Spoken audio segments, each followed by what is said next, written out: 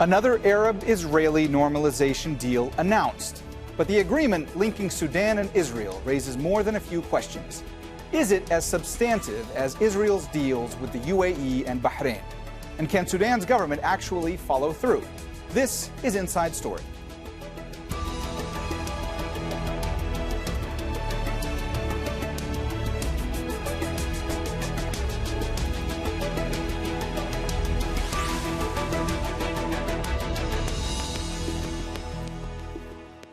Hello and welcome to the program. I'm Mohammed Jamjoom. Sudan has become the third Arab country this year to say it's normalizing ties with Israel. President Donald Trump made the announcement during a phone call with the Israeli and Sudanese leaders on Friday. The move has symbolic significance because it was in the Sudanese capital, Khartoum, in 1967 that Arab countries committed themselves to what became known as the three no's: no peace, no negotiations, and no recognition of Israel. In West Jerusalem, Israeli Prime Minister Benjamin Netanyahu celebrated changing those three no's to yes. Khartoum says yes. Yes to peace with Israel, yes to recognition of Israel, and yes to normalization with Israel. This is a new era, the era of true peace. This is a peace that is expanding to include other Arab countries, three of which have made peace with us in recent weeks.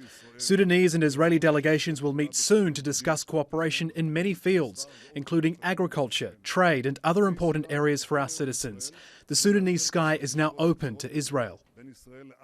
But unlike earlier deals with the United Arab Emirates and Bahrain, this agreement raises as many questions as it answers. Why Sudan? Can its fragile transitional government really approve such a sweeping policy change? And who will ratify it, since Sudan currently has no parliament? There's a lot going on here, and we're going to explore the benefits and risks for all three countries involved. We'll bring in our guests in a moment, but first, Patty Culhane in Washington and Heba Morgan in Khartoum tell us how the accord looks from those capitals. For U.S. President Donald Trump, the deal between Sudan and Israel is important because the election. It's not necessarily that he wanted a foreign policy achievement that he could tout to the crowds. Foreign policy is barely a factor in this year's presidential election. And it's not necessarily to try and get the support of Jewish Americans, because polls show the vast majority of Jewish American voters tend to vote Democratic. The president's made clear in his own language what he's doing is trying to shore up his support with Christian evangelicals, because they say the support for Israel is a major factor for them. And the president's made clear in every move that is seen as pro-Israel, he's doing it to try and shore up his base because he wants to be reelected. I'm Heba Morgan in Khartoum, the capital of Sudan, which became the latest Arab country to normalize ties with Israel.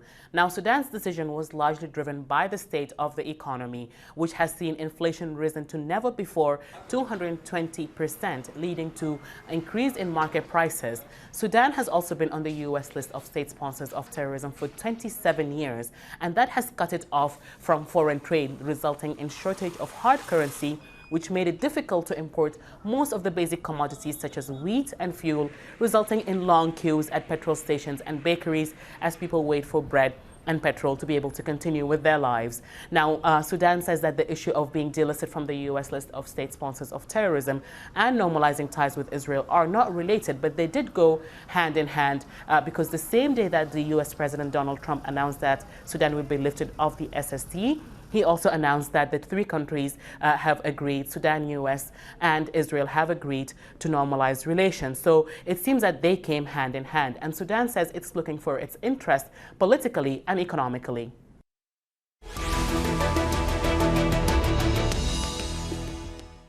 All right, let's bring in our guests in Miami. Ari Ratner, a former special assistant for the U.S. State Department. In West Jerusalem, Mitchell Barak, CEO of the Israeli research firm KEEVOON. And here in Doha, Walid Madibo, founder and president of the Sudan Policy Forum. A warm welcome to you all. Walid, let me please start with you. Officials in Sudan have said that the agreement for normalizing ties with Israel will depend upon it being ratified by the country's legislative council. This is a legislative council that has not yet been formed.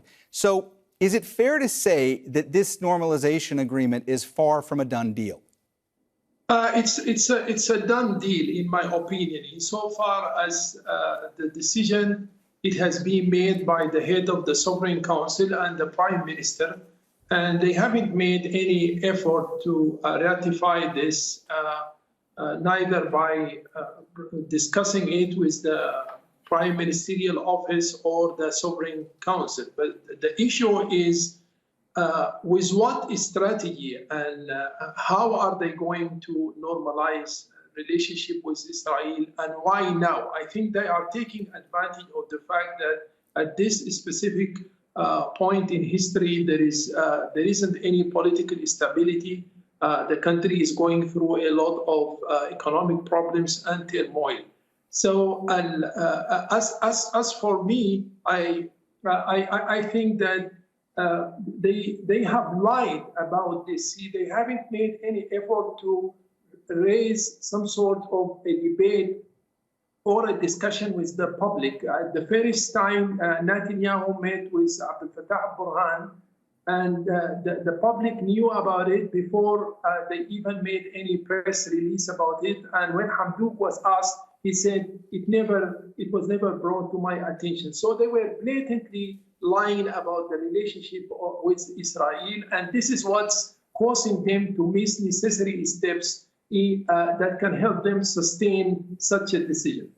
Mitchell, the UAE and Bahrain never fought Israel. It's a different story, of course, when it comes to Sudan. So how significant is this agreement for Israel? Well, the first thing I would say, it's different right now because we're not going to be exchanging embassies at this point. So we've seen real normalization with Bahrain and the United Arab Emirates. We've seen, in fact, an embrace of Israelis by the United Arab Emirates, and it's really on the path already. You know, there are companies, there's economic relations. So it's a little bit different here. What is happening here, though, with Israel and Sudan is very significant. I would call it a triple win. It's a win-win-win for Israel. The first win is that they're off the terror list, meaning they're not supporting terror. They're not shipping arms via Iran, from Iran to Hamas. They're not involved anymore in that terror trade. They're not a base anymore for terror operations. That's the first win. The second win is obviously the normalization with Israel, the fact that they are recognizing Israel, normalizing relations. And the third win, of course, is what it does to the Palestinians, meaning it's going to put the Palestinians more in a corner. Each of these countries that normalizes relationships with Israel, it's going to be forcing the Palestinians to also at some point come to terms with normalizing with Israel. So it puts some pressure on them, which is good. It stops the terror, the support of terror, and it also opens up in another country to normalize relations with Israel is an excellent, excellent achievement.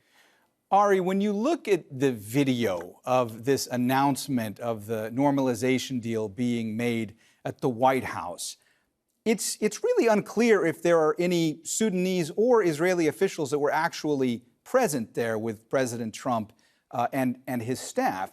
I mean, is this how diplomacy is done? Not typically, but the Trump administration isn't a very typical administration on a number of levels. Henry Kissinger had a famous line about Israeli politics, actually. He said Israeli foreign policy didn't exist. All you had was domestic Israeli politics, by which he meant the fractious nature of Israeli politics drove the foreign policy, which is not how people think of it. And you could say something very similar about American foreign policy right now.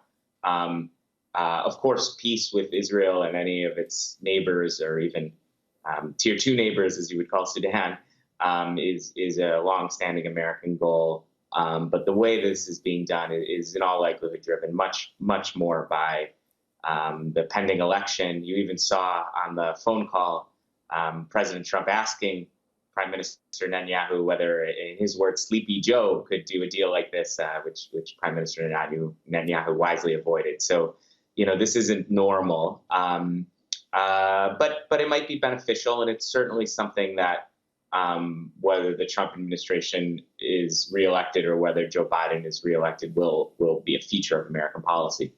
Mitchell, I saw you react when Ari was making a specific point there about the phone call between President Trump and Prime Minister Netanyahu, because there was that moment where President Trump used his insult for Joe Biden and asked Prime Minister Netanyahu if he thought Sleepy Joe, as President Trump calls Joe Biden, could have made this deal.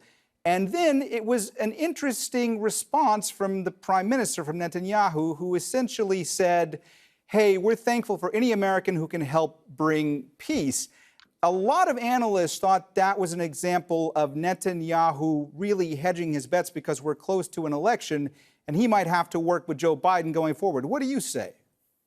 Well, I mean, it's good that now, a week before the election, he's hedging his bets because he spent the last 10 years of administration fighting with the Obama-Biden administration in a kind of friendly manner, and then working hand in hand very closely with the Trump administration to the point of not just the Trump administration, but the Israeli foreign policy is very much favoring or feels more comfortable with Republicans in the United States, and to a certain extent has been, not paying enough attention to the Democratic side of the political map in the United States. And that is a problem in general for any country. It certainly has not been a wise policy on behalf of Netanyahu to do. So it is good to see that they, at least in lip service, he is hedging his bets. But there does seem to be a lot of political jockeying and support and a lot of wink and nods towards the Republicans and towards Trump. So I think it was totally inappropriate of President Trump to put in, a political, plug for himself in a foreign policy call like that. But, you certainly can't take away the achievements that he has produced in the past few months with United Arab Emirates, with Bahrain, with Qatar. There seems to be more to come. Whether he's around as president or not, we'll have to see. But he certainly has had, after many years of giving Israel many things on the Israeli wish list, he's certainly come through, even in the last few months, with some very big achievements. So that you can't take away from him. But to make it political and to try and make it partisan is not helpful to Israel in the long run. And I'm glad that Netanyahu stepped up and didn't fall into that trap. Walid, we've already heard reaction from some Sudanese political parties rejecting this normalization agreement. We've seen demonstrations in Sudan against the deal as well. How unpopular is it in Sudan? It's very unpopular.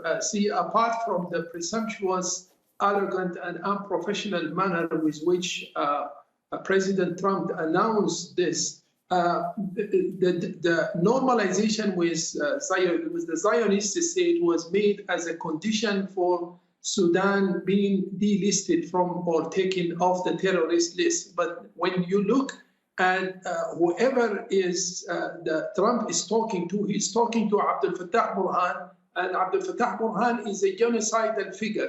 Him and others are accused of having committed or taking part in the genocide in Sudan. And if you look at the internal system, neither the hardware, that is to say the personnel or the machinery or the software that allowed the ex-regime, the Sudanese ex-regime to launch terrorist attacks against African nations, or even trying to passing, some weapons to Hamas through using the Sudanese eastern boundary. I think that the hardware and the software with which terrorism was caused is in place. So I think it's very erroneous for the American president to promote the Israeli interest at the expense of the U.S. interests. The U.S. listed Sudan because Sudan had personnel and hardware that it used during the ex-regime to launch terrorist attacks against other nations. So it is the duty of the CIA, the FBI, and even the current Sudanese security system to ensure that that hardware and software is no longer in place. But it was done in such a way that I don't think that will make peace sustainable in the whole region. Ari, has the Trump administration actually removed Sudan from the list of state sponsors of terrorism? And if not, what are the commitments Sudan needs to meet now in order to have that done? It's a process, I believe, and I'm not an expert on terrorist financing, that the administration designates, and they should have a simple, it's not something that has to go through Congress, for instance, and they should have a simple designation. But or de-designation, if you will. Ari, let me stop you real quick. Since you brought up Congress, because I was going to ask you about that later, they will have their chance to have their say as well. Do you think we could see a scenario whereby they might reject this deal? You know, it's an interesting point. Let me say this. Washington right now is consumed not only with the election, but with a number of things. Supreme Court, which will probably be resolved very soon, COVID relief, economic relief. An event like this would have been, under normal circumstances, the front page of the New York Times and every other paper in the country. And it wasn't even in the front 10 pages. And you'll see Congress take something similar. Congress has a role in oversight, of course. And no matter who the next Congress is, there will be an oversight role and a funding role. But this is much more back channel and much more off the cuff right now. And I agree with the next guest. There'll be a process for working with Sudan, and indeed with any other country, on moving the needle so that a designation movement is reflected in reality.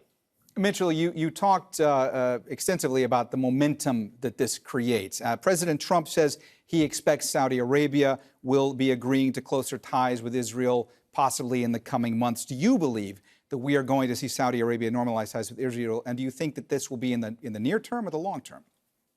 I think that from what I've seen, Saudi Arabia is interested, and they're probably hedging their bets a little bit more to wait to see who's going to be the next president and give the credit whenever that person is coming into the White House so that they can fully maximize that.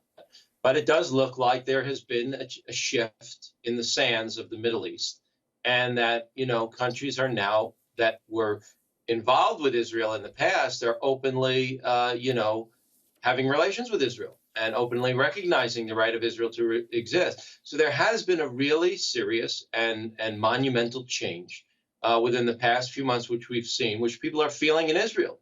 People feel very differently in Israel about the region, about these countries, about the fact that they've come to the table. And that, you know, to a certain extent, if we go back to the Palestinian issue, it's kind of given, you know, a stamp of approval, if you will, to the prime minister and how he's dealt with it over the past decade, which is either to ignore it or to, challenge the Palestinians and not give in on any issues and ignore the peace process, let's say, with the Palestinians. Because at the end of the day, the biggest, holdback was that, we couldn't go forward with any other countries until the Palestinian issue was solved.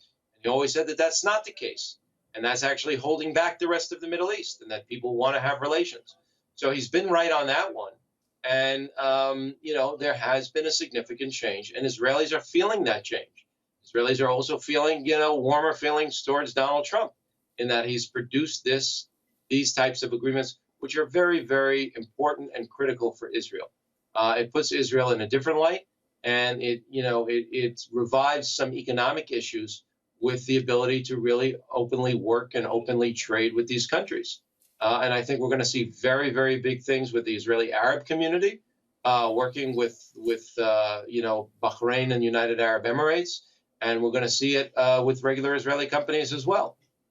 Walid, do you believe U.S. sanctions against Sudan will start being removed swiftly, or is this something that's going to take time?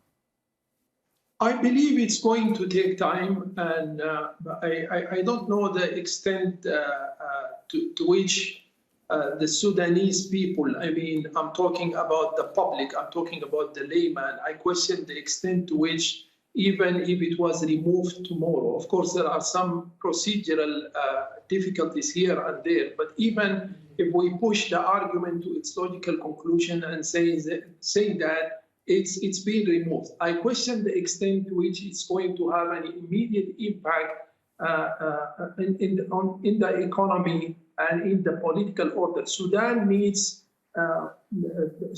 economy needs some serious structural and institutional changes before the public can feel an actual impact, before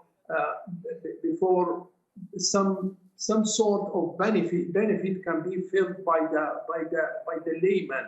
And I want to say that not much effort was done by the civilian government nor by the members in the military, in the Sovereign Council, especially the military personnel, no effort was done to explain to the people the utility, the political and the economic utility of normalizing the relationship with Israel. Remember that Israel attacked Sudan in 2001, 2005, 2006, and it has attacked Sudan with the justification that Sudan was trying to pass some weapons to Hamas. And so Sudan didn't have a direct combat experience. Walid, I'm sorry to interrupt. Can I ask you just very quickly, what happens if Sudan's legislature or its parliament, when it's formed, rejects this deal?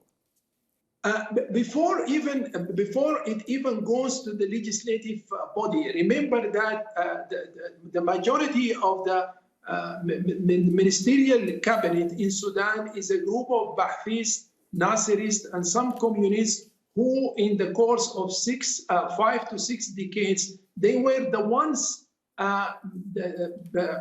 behind the 3 no's: no diplomacy, no recognition of Israel, and no peace settlement. So they will either have to submit their resignation to the prime minister, or if they go to the legislative branch, it's going to go very much against it. But that's not going to affect the outcome.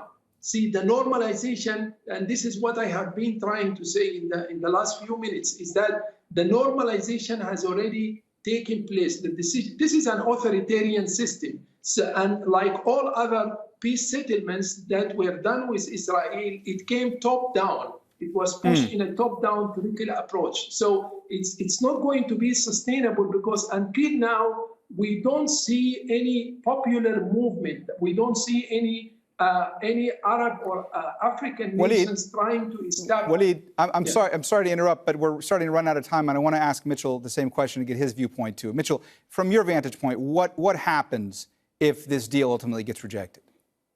So I mean, from what I'm seeing, it's highly unlikely that it's going to be rejected, because the Sudanese economy depends on it. I mean, I think that's maybe one of the things that helped convince them that now would be a time to normalize relations with Israel. I mean, one of the things that the Trump administration has been claiming all along, and they seem to be making a point, is that there's an economic component to peace in the Middle East and peace between Israelis and the Palestinians. And it all boils down to people being able to make a living, economies going well and going strong.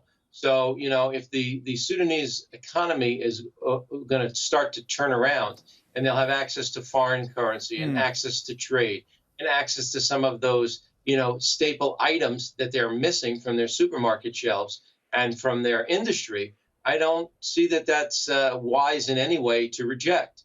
I mean, the ideology is already, the cat has been let out of the bag, in that they've normalized relations with Israel, and they're accepting Israel, and they're strengthening their relations with the United States. So, I mean, I think we have to wait and see. I'm not an expert in Sudanese politics, but, it does seem that it's in their best interest, diplomatically and economically, to have a very strong and warm relation, normal relation with Israel at this point.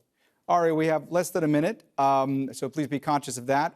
If Biden wins the election, does he build on this, or do you believe that the U.S., starts retreating from this deal? Builds on it, but let me say this, because I think we need to be clear-eyed on what we're talking about. In 1979, in the Camp David Accords, Israel signed an agreement with Egypt, the Arab world's most populous state. The Arabs and the Israelis never fought a major war again outside of Lebanon. This is not that. UAE is a very important country. Bahrain and Sudan, with all due respect, are much more marginal countries, and the ties were already there. This is something coming to the surface, very symbolically important, but until or unless the Palestinians are involved, or major Arab states like Saudi Arabia become involved in the open, which they're much more constrained because of Mecca and Medina and because of the Saudi Peace Initiative, this does not rise to that kind of an agreement. There is a lot more work to be done for any American administration and for any Israeli administration too. This is not yet the euphoria is not yet deserved, although I'm sympathetic to it. This is not what, Trump and others are selling yet. It's potential, but it's not there.